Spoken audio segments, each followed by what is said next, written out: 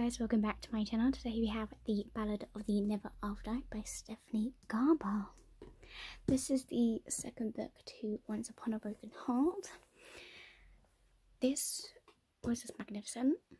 I have no words. This is the cover from Ballad.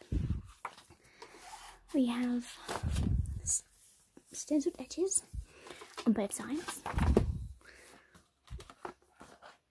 Then on the back, on the hardcover, we have this and this. And then, to add to the style, we have this. This is such a beautiful scene. Absolute magnificent. Let me just work my way and get it stuck on. And then we have sprayed edges with some stencils. If you didn't see, it is signed by the author, and she is the person who does Caravelle. On the back it says, "Not every love is meant to be." That's true.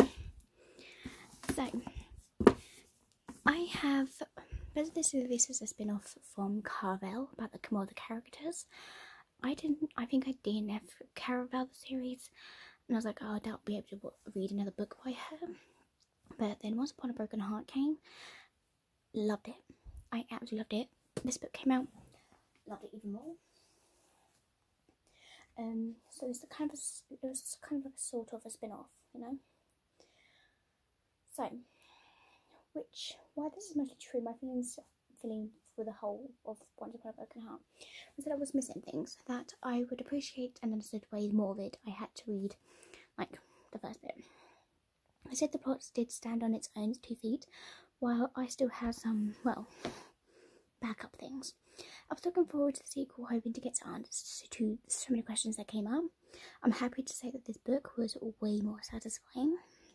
Read as it picked up all the threads that have left loose by the end of book 1. And there were recaps within were excellently done, so do not feel repetitive. So repeat a lot of things, no waste of time. I felt less that sense that I was missing something and got to enjoy what was happening way more because of it. Now, dear readers, now here's the thing, right? As I mentioned, when I read book 1, I had a lot of misgivings, like, okay, but I still enjoyed the book, you know? But also quite the whimsical nature of the world building and the simplicity of the plot. So Garber brings fairy tales to life. Beautiful, amazing, but just no words. So I'm going to be a little bit harsh to speed through what didn't work for me, but that's fine. So the protagonist Evelyn, I can't say her name, but bluntly, she annoyed the frick out of me, okay? She annoyed the hell out of me. She's not a complete lost cause, and she's determined and brave and does her best. All qualities that I appreciate, right? Excuse me. But let's just say there's one of those times I could read and read, but constantly have to roll my eyes out of character because of the redeeming aspect. Eva is the kind of girl that could never be or ever wanted frankly. She is native to be a fold, stubbornly obtuse in her own making of a living fairy tale. Pretty whiny at times, annoyingly hypocritical. I'm like, eh. But also a bit of a Mary Sue in her innocent and willingness to forgive and forget every damn thing. They literally try to kill you repetitively and with curses. Girl. But they apologise every time in between, so that's okay.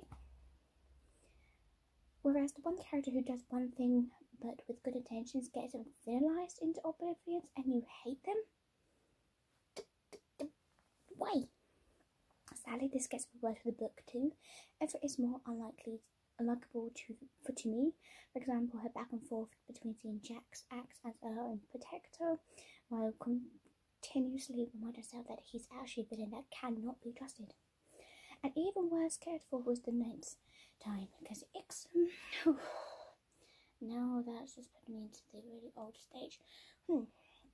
But so that was kind of turned into a bit of a rant, but it's okay. I am sorry, Evelyn, but Eva, I just can't deal with you being much of a lovesick damsel in distress. Or rather, a distressing damsel. No, it's the quote time of Captain Jack Sparrow still. You try your best with the crowd that you're dealt. And that counts for something. Anyway, let's get back on track. So, with Garber's prose easy to read as much as a lyrical and advocated, and her metaphors, even when a little over the top, still renders her amazingly after all. Their flares does fit in with all the overall vibe of the story. There was author would jump from one plot to another. The bait of my eye was like, excuse me, I want to go back. Did I miss something? But the main reason I kept through was because Jack's our resident Brody anti-hero, sometimes villain, who was taken by his own drama to be anything than a little dipwit, with a hidden depth and chocolate of past pain.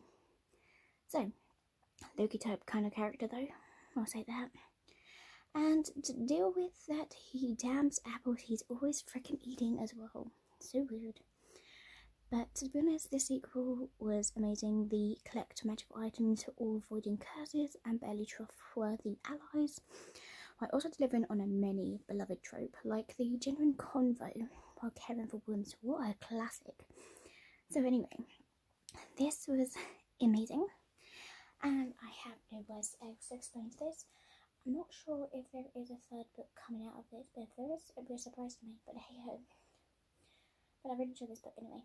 Thank you guys for watching, and I'll see you guys next time for the next book. Bye.